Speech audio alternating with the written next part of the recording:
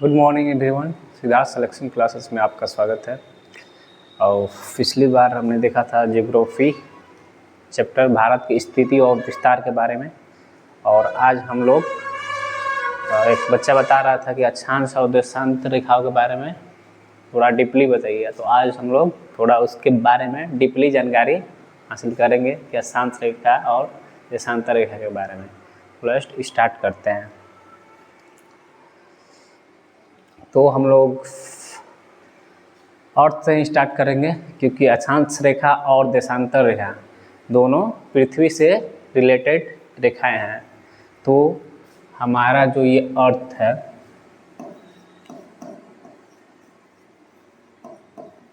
अर्थ, इसका जो शेप है, इसका शेप कैसा है,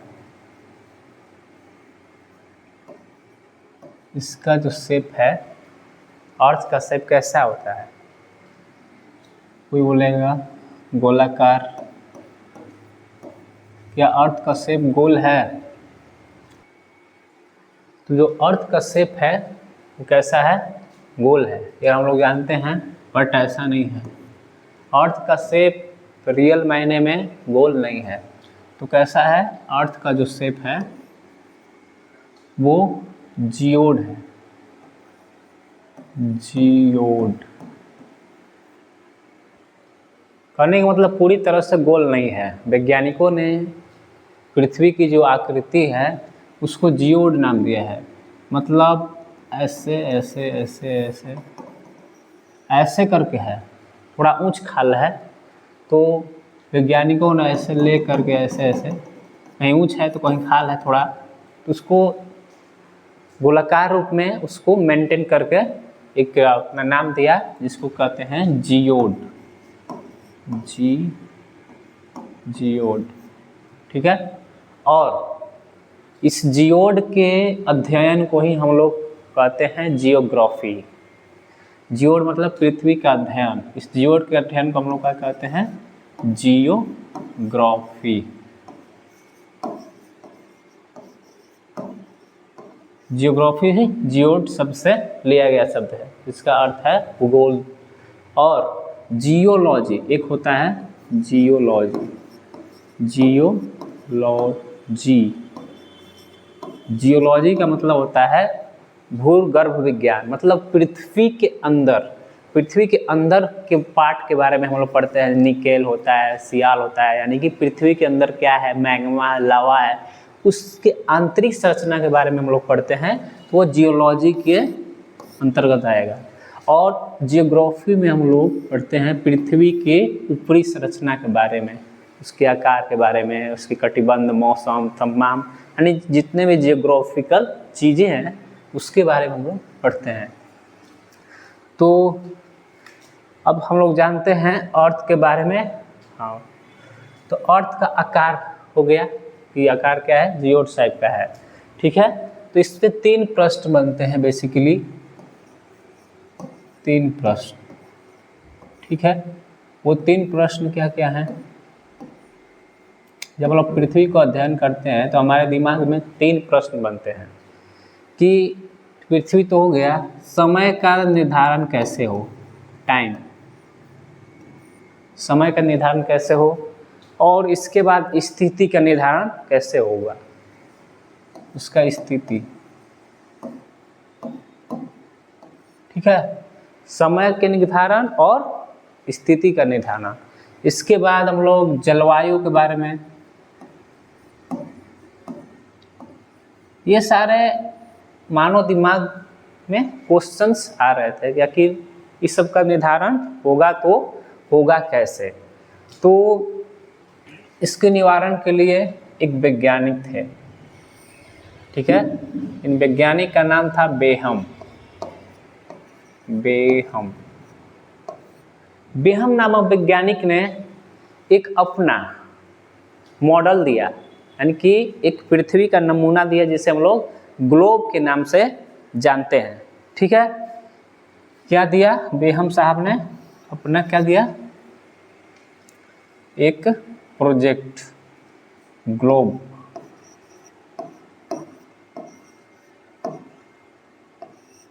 ठीक है। उन्होंने अपना एक मॉडल दिया जो ग्लोब का लाया, ठीक है। और ये जो ग्लोब है ये कैसा था, एकदम पृथ्वी के जैसा था। इन्होंने ग्लोब बनाया, ग्लोब पर पृथ्वी के जैसा था, जिस पर इन्होंने दो प्रकार की रेखाएं को ड्रॉ किया। ऐसे एक ऐसे ड्रॉ किया जिन्हें हम लोग अक्षांश कहते हैं, अक्षांश। और दूसरी ग्लोब पर जो लाइन ड्रॉ किया ऐसे जिससे हम लोग देशांतर रेखा कहते हैं, देशांतर रेखा, ठीक है। ये अक्षांश रेखा और देशांतर रेखा जिसे हम लोग कहते हैं। ये बेहम साहब ने अपने मॉडल में इसको मेंशन किया, ठीक है। तो इसके बाद हम लोग आगे देखते हैं कि अक्षांश और देशांतर के बारे में, ठीक है। यह अक्षांश रेखा आखिर एक्चुअल में कैसी होती है और पृथ्वी पर इसका क्या रोल है, ठीक है। तो इसके बाद हम लोग जानते हैं। तो आगे देखिए,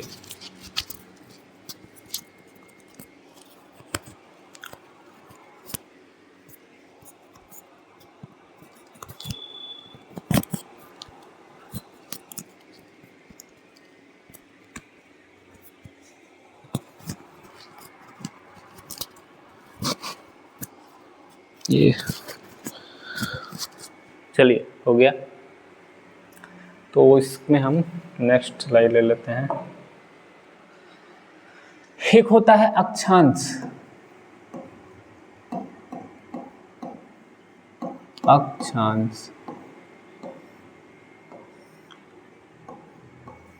और दूसरा होता है अक्षांश रेखा, ठीक है। अक्षांश और अक्षांश रेखा दोनों में बहुत अंतर है।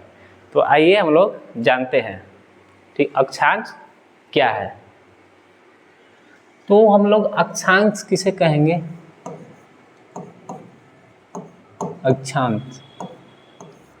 अक्षांश मतलब होता है पृथ्वी के केंद्र से ली गई कोणीय दूरी को हम लोग क्या कहते हैं, अक्षांश के नाम से जानते हैं। यानी कि पृथ्वी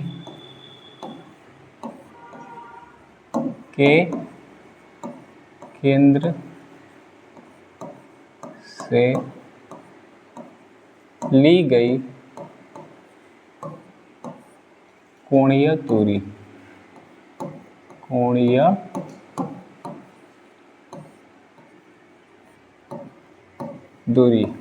तो क्या कहते हैं हम लोग, अक्षांश कहते हैं। जैसे आइए हम लोग फिगर समझते हैं।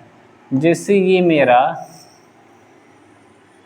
हो गया ग्लोब, और यहाँ पर बीचों बीच होता है 0 डिग्री अक्षांश, इसे हम लोग भूमध्य रेखा कहते हैं, भूमध्य रेखा, ठीक है।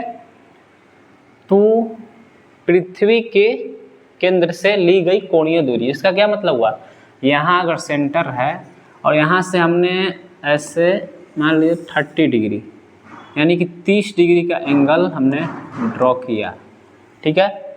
और यहाँ से इधर भी हमने 30 डिग्री का एंगल ड्रॉ किया, ठीक है। तो यही क्या है, यही अक्षांश है। अक्षांश मतलब इतना क्षेत्र, ठीक है। ये जो एरिया है ये अक्षांश कहलाएगा। और इन दोनों को जो मिलाएंगे, ये दोनों अक्षांश को जो रेखा मिलाती है, इस रेखा को हम लोग कहते हैं अक्षांश रेखा, अक्षांश रेखा, ओके। तो इन रेखा को हम लोग कहते हैं अक्षांश रेखा। उसी तरह हम कई अक्षांश रेखा बना सकते हैं। नीचे भी मान लीजिए हमने 30 डिग्री ऐसे ड्रॉ किया, इधर भी फिर हमने 30 डिग्री ड्रॉ किया और इन दोनों को ऐसे मिला दिया। ये सब क्या है? अक्षांश रेखाएं हैं। समझ गए? अक्षांश और अक्षांश रेखा में अंतर। तो आगे हम लोग देखते हैं। इसके बाद अक्षांश रेखा के बारे में कुछ जानते हैं। अक्षांश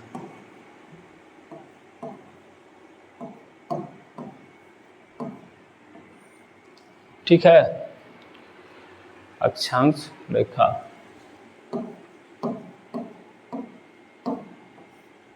तो बेसिकली मेरा ये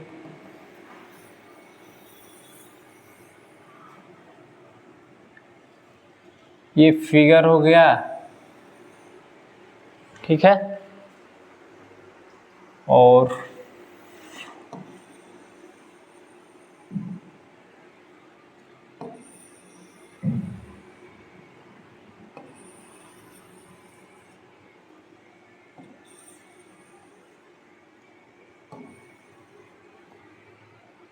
ये हमारी अक्षांश रेखाएं हैं, ठीक है। तो अक्षांश रेखा स्वयं ही उसका फिगर को देखकर वो खुद अपनी जानकारी देता है। कुछ चीज़ें जैसे कोई चीज़ देखकर हम लोग क्या अनुमान लगा, ये कपड़ा है तो इसका कलर ऐसा है, ये किस ऊन से बना है। तो उसी प्रकार हम लोग फिगर को देखकर कुछ चीज़ें हम लोग बता सकते हैं। तो देखिए अक्षांश रेखा, इसके बारे में पहला पॉइंट है ये कैसी रेखाएं हैं? क्षैतिज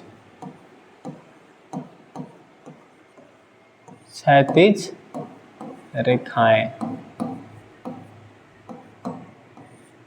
अक्षांश रेखा कैसी रेखाएं हैं? क्षैतिज रेखाएं। क्षैतिज मतलब ऐसे, अब मतलब पूरब से पश्चिम की तरफ, ये क्षैतिज रेखा जो लेटी हुई रेखाएं होती हैं उसको क्षैतिज रेखा के नाम से जाना जाता है।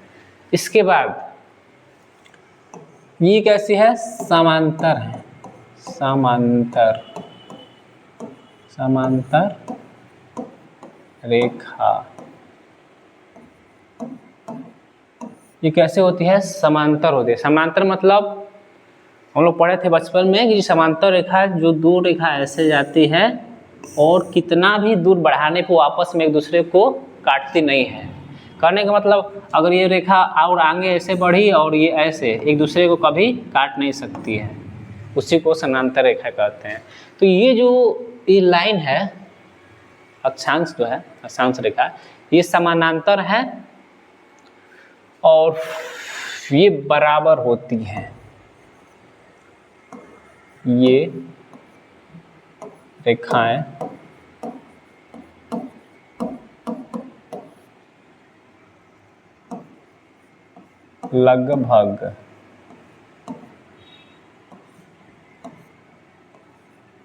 लगभग हर जगह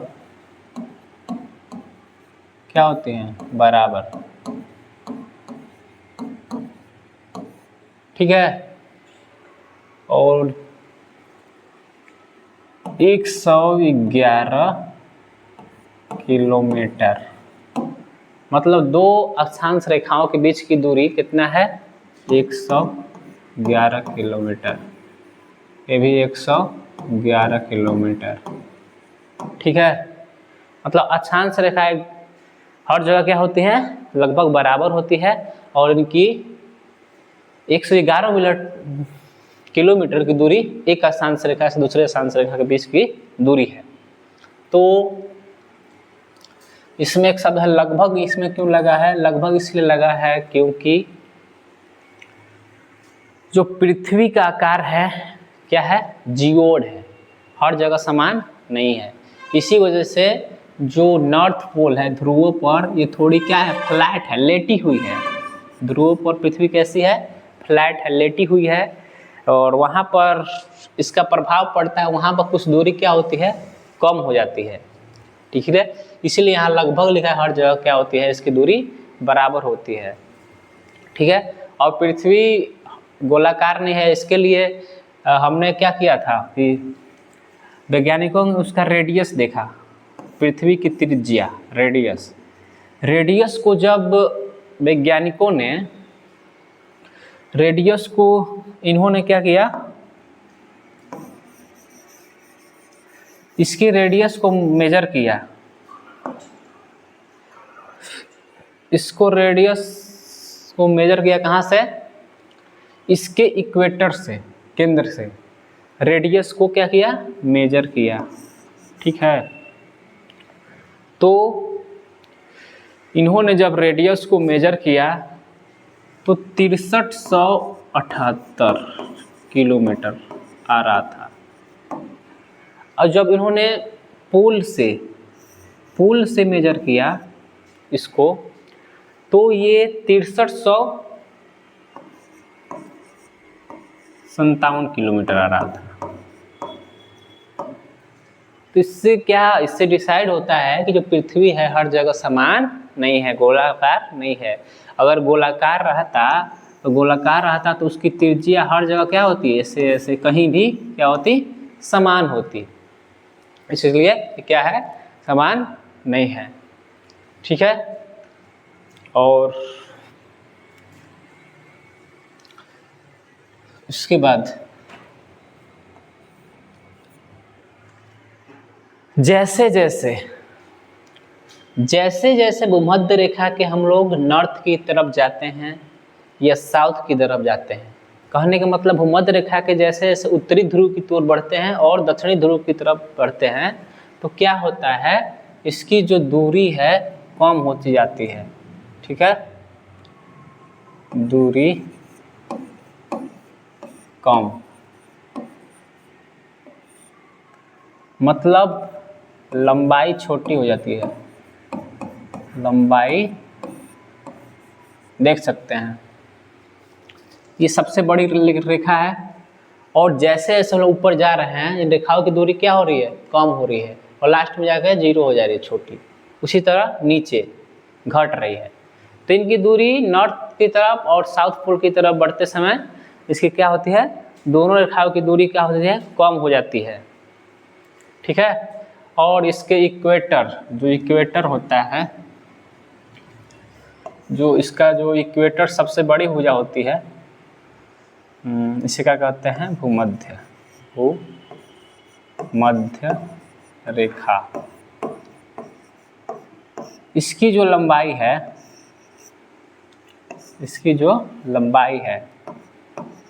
40,096 किलोमीटर सबसे बड़ी है।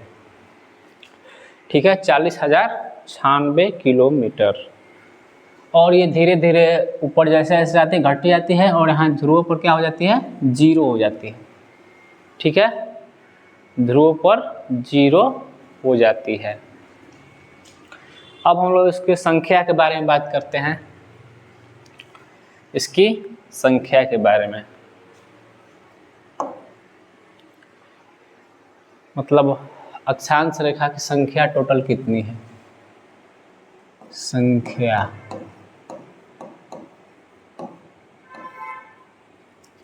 तो देखिए,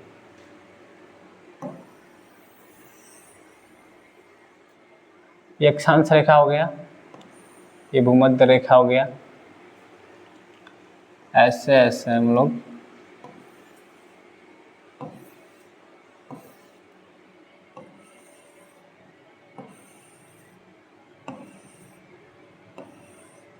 ये 0 डिग्री मेरा हो गया भूमध्य रेखा।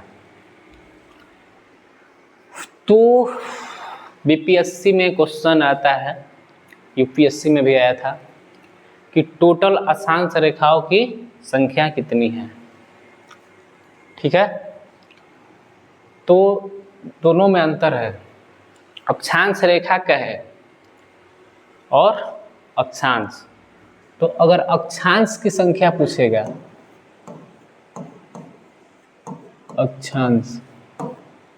अगर अक्षांश की संख्या पूछेगा तो हम लोग बताएंगे 90 + 90। देखिए, ये भूमध्य रेखा है, ऐसे ऐसे करके हर 1 डिग्री पर ऐसी रेखाएं खींची गई है, हर 1 डिग्री पर। तो ऐसे जाते जाते 90 रेखाएं इधर है, इधर 90 है और 90 इधर, तो 90 90 कितनी हो गई, ऐसे पहली रेखा, ये दूसरी, ये तीसरी, इस तरह 90 तक है और नीचे भी 90 है।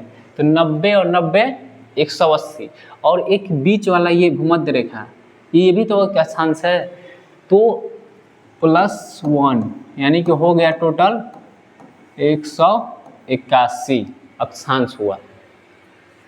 ठीक है, अब इसी को बीपीएससी या यूपीएससी वाले घुमाकर पूछ देते हैं अक्षांश और अक्षांश रेखा, तो कंफ्यूजन हो जाता है बच्चों को। अक्षांश और अक्षांश रेखा अगर पूछेगा ऐसे, अक्षांश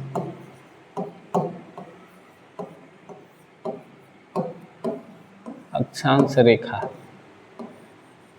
यदि अक्षांश रेखा पूछेगा तो देखिए ऐसे काउंट करेंगे।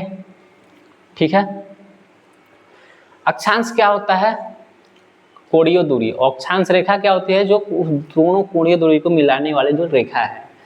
ठीक है, तो यहाँ से अगर हम रेखा को काउंट करेंगे यहाँ से, तो यहाँ से है 90, ऐसे है 90, बट हम लोग क्या जानते हैं, अक्षांश रेखा ध्रुवों पर जाकर यहाँ पर क्या हो जाती है, 0 हो जाती है ऐसे, तो 0 हो गई, नीचे भी हो गई, यानी कि 0 हो गए ऐसे पॉइंट के लिए। ये तो कोई रेखा है नहीं, ये कोई रेखा है 0 नहीं, तो ऊपर भी एक रेखा कम हो गया, नीचे भी कम हो गया, यानी कि 2 रेखाएं कम हो गई। तो इसलिए जब अक्षांश रेखा की बात करेगा तो ये इधर 0 डिग्री के उधर कितनी रेखाएं होगी,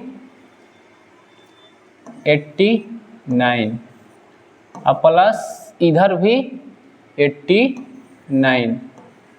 ठीक है, और 89 और प्लस एक ये वाला, ये बीच वाला भूमध्य रेखा +1, तो कितना हो गया 179, यानी कि अक्षांश रेखा की बात करेगा तो 179 कहेंगे, और अक्षांश पूछेगा तो 181। समझ में आ गया, क्लियर, कोई दिक्कत, कोई समस्या नहीं। अब हम लोग बात करेंगे भूमध्य रेखा के बारे में थोड़ा। तो देखिए भूमध्य रेखा,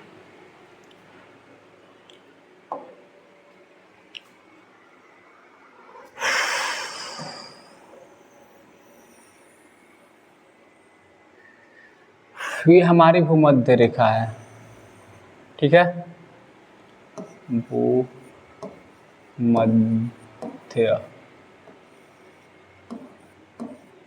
रेखा। ठीक है, तो ये जो भूमध्य रेखा है, इसको एक नदी है जो भूमध्य रेखा को 2 बार काटती है। अफ्रीका में एक नदी है कांगो नदी। ठीक है, एक कांगो नदी है, कांगो रिवर, ये क्या काटती है, 2 बार इस भूमध्य रेखा को ऐसे 2 बार काटती है कांगो नदी। ठीक है, और यह 3 महाद्वीप और 13 देशों से होकर गुजरती है। 3 महाद्वीप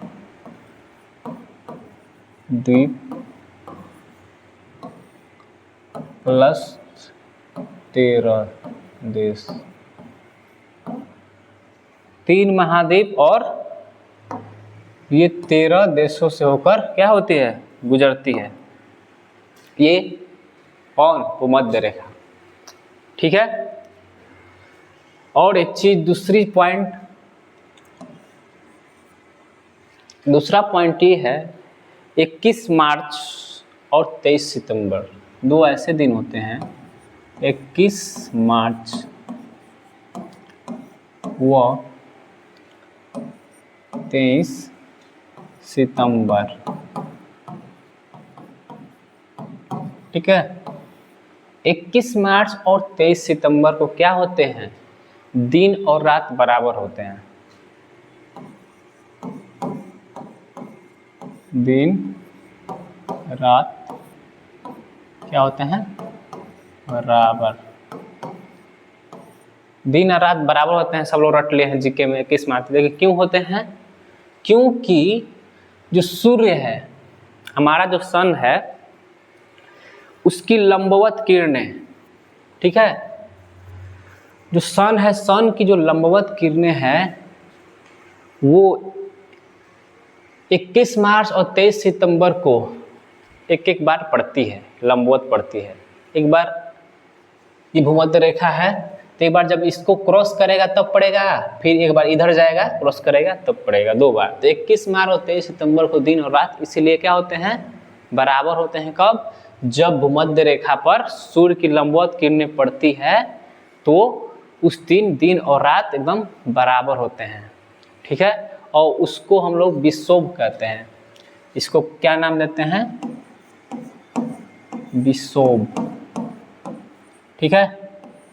और इसी विषुव से, विषुव के कारण ये जो रेखा है, इस रेखा का एक और नाम पड़ा विषुवत रेखा, विषुवत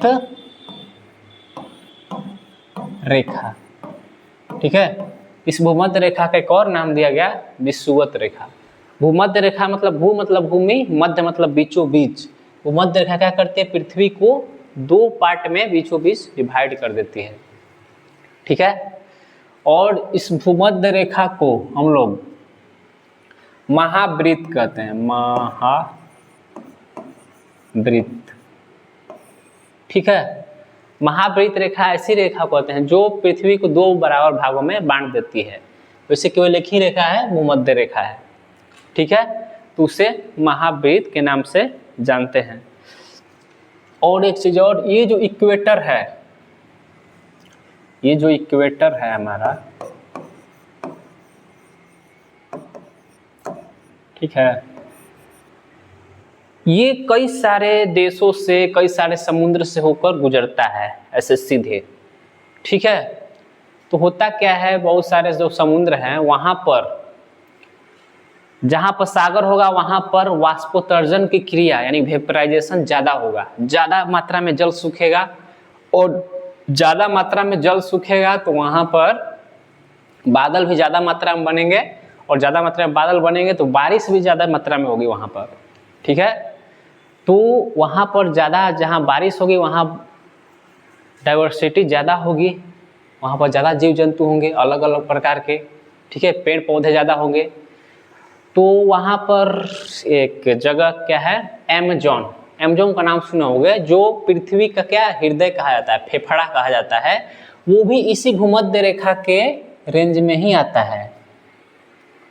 और जितने बड़े बड़े सागर है वो भी भूमध्य रेखा के रेंज में ही आते हैं, ठीक है।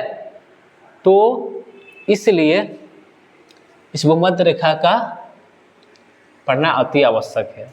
और इस भूमध्य रेखा पर जितने ये हमने 13 देश बताए हैं, ये 2 बार काटती है, ये 3 महाद्वीप है। आप इसको घर पे जाकर एटलस में थोड़ा देख लीजिए कि 13 देश कौन कौन से हैं, ये सब कंपटीशन पूछ सकता है इसकी दृष्टि से। और ये कौन क्या कैसे होकर गुजरते, मतलब आप अपने एटलस मैप पर इसको पॉइंट कर सकते हैं, ठीक है। अब देखिए, ये विषुवत रेखा की बात हो गई। अब हम लोग बात करेंगे कर्क रेखा और मकर रेखा की, ठीक है। कर्क रेखा और मकर रेखा, तो देखिए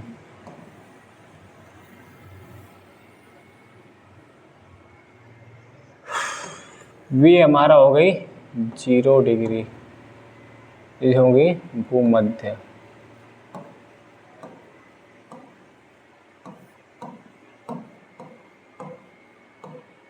मध्य रेखा। उसी तरह यहाँ पर एक है और एक नीचे, ये 23.5 डिग्री, 23.5 डिग्री पर इसका नाम है कर्क, कर्क रेखा, ठीक है। उसी तरह 23.5 डिग्री, इसका नाम है मकर रेखा,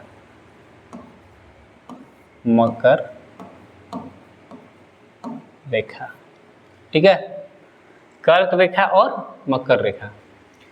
तब देखिए कर्क रेखा और मकर रेखा।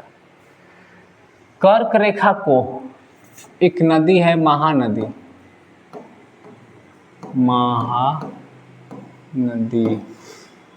कर्क रेखा को महानदी 2 बार काटती है, ठीक है।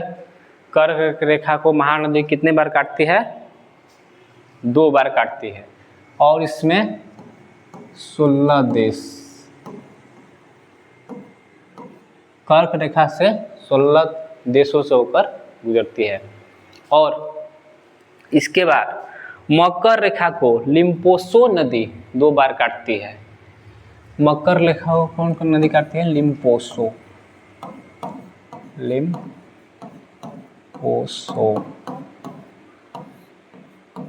नदी 2 बार काटती है, और यह मकर रेखा 10 देशों से होकर गुजरती है। आप इन देशों का नाम अपने एटलस में नोट कर लेंगे घर पे देख करके, ताकि करंट में काम आए। और उसका मुद्रा भी, करेंसी क्या है, मुद्रा क्या है, ऐसा ही क्वेश्चन पूछता है कि आपके सिलेबस में ये जरूर नहीं है सब पूछेगा, इससे करंट बना देगा, इससे करेंसी पूछ देगा, मुद्रा पूछ देगा, और सारे बहुत चीज़ पूछ देगा, ठीक है। अब हम लोग बात करेंगे ताप कटिबंध के बारे में। ताप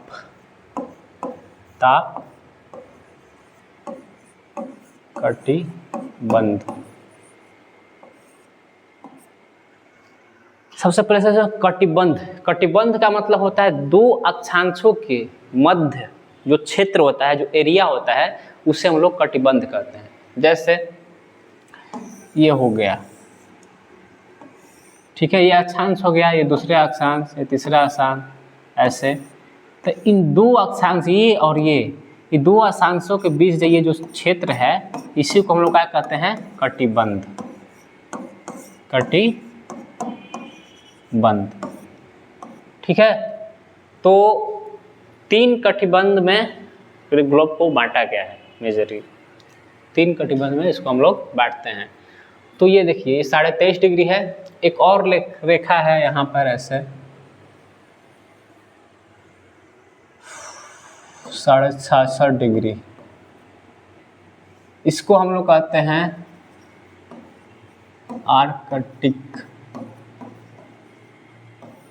आर्कटिक वृत्त। और उसी तरह से नीचे 66 डिग्री यानी 66.5 डिग्री, इसको हम लोग कहते हैं अंटार्कटिक।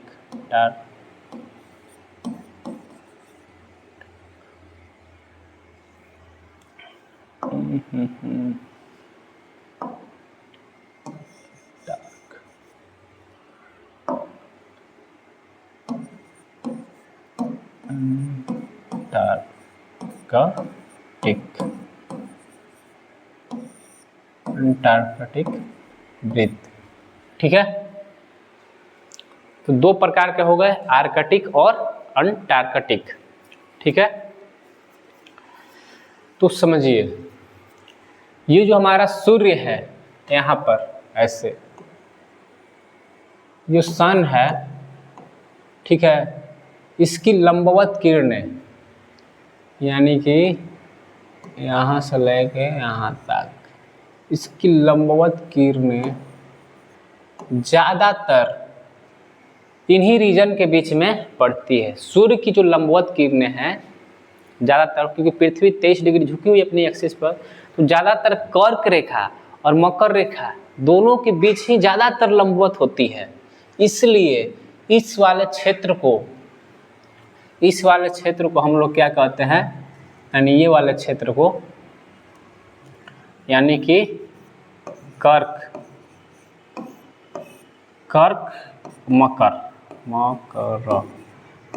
रेखा और मकर रेखा वाले क्षेत्र को हम लोग कहते हैं उष्णकटिबंध। उष्णकटिबंध,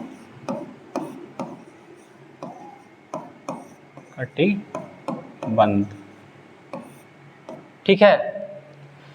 उसी प्रकार कर्क और आर्कटिक, ठीक है, और कर्क और आर्कटिक और मकर और आर्कटिक,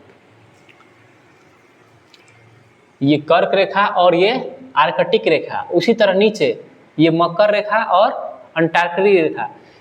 ये जो क्षेत्र है, ये वाले एरिया को हम लोग, इस वाले एरिया को यानी कि कर्क प्लस आर्कटिक, आर्कटिक, ठीक है, कर्क और आर्कटिक, और दूसरा होता है इसी में मकर, मकर रेखा और अंटार्कटिक।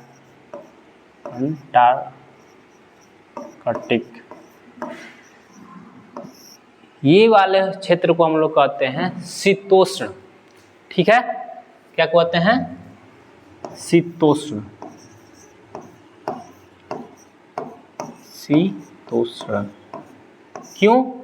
क्योंकि यहाँ पर जो सूर्य है वो लंबवत नहीं है, थोड़ा लेट कर जाता है, ऐसे थोड़ा तिरछा पड़ता है, तो यहाँ पर जो दिन है, जो रात है, मतलब जो गर्मी है वो न उतना गर्म पड़ता है न उतना ठंडा पड़ता है, मतलब समान रहता है, इसलिए इसका नाम पड़ा शीतोष्ण। शीत भी रहता है और उष्ण भी रहता है, ठीक है। और एक लास्ट है ये नॉर्थ पोल है, नीचे साउथ पोल है, ठीक है।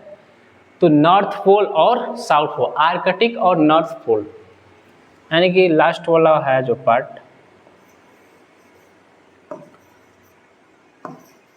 आर्कटिक प्लस नॉर्थ पोल और अंटार्कटिक प्लस साउथ पोल, ये वाले एरिया को हम लोग कहते हैं शीत कटिबंध, शीत कटिबंध। क्यों? क्योंकि यहाँ पर ठंडा ही ठंडा पड़ता है, 6 महीना ठंडा रहेगा, 6 महीना दिन रहेगा, 6 महीना रात रहेगा, तो वहाँ पर क्या हो जाए, बहुत ठंडक पड़ती है। क्यों? क्योंकि सूर्य जो है जैसे जैसे ऊपर जाता है उसकी जो तिरछी किरणें हैं, ठीक है, उसकी किरणें तिरछी पड़ती है।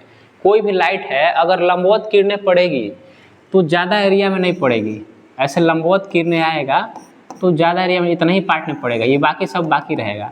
लेकिन अगर इसको लाइट को थोड़ा ऐसे तिरछा कर दिया जाए ऐसे, ठीक है, और लाइट अगर ऐसे पड़ने लगे थोड़ा तिरछी, तो तिरछी पड़ेगा तो वो ज़्यादा एरिया में कवर करता है, इसलिए ध्रुवों पर 6 महीने का दिन और 6 महीने का रात होता है, ठीक है। और इसके बाद ये हो गई पूरी बात हम लोगों की, और हम लोग पूरी तरह से देख लिए अक्षांश रेखा, देशांतर रेखा के बारे में। नेक्स्ट क्लास में हम लोग इसके बाद देशांतर रेखा के बारे में बात करेंगे, उसमें हम लोग देखेंगे टाइम जोन के बारे में, कि टाइम जोन कैसे डिसाइड हुआ, कहाँ से होकर जाती है, कहाँ से होकर क्या गुजरती है। जैसे किसी का लोकेशन मालूम करना होता है, ऐसे लोकेशन, तो ये अक्षांश रेखा ऐसे होती है और देशांतर रेखा ऐसे। तो जहाँ पर ये पॉइंट मिल रहा है अक्षांश और देशांतर का, जिस पर पॉइंट पर मिल रहा है वही हमारा लोकेशन होता है। अभी हम यहाँ पर हैं तो हमारा अक्षांश और देशांतर, अक्षांश कितना है, देशांतर कितना है, जिस पॉइंट पर मिलेगा वही हमारा लोकेशन होगा। पुलिस वगैरह ऐसा ही ट्रैक करता है अक्षांश और देशांतर रेखा। तो इसका यूज हम लोग नेक्स्ट क्लास में बहुत अच्छे तरीके से डीपली जानेंगे, ठीक है। तब तक के लिए नमस्कार।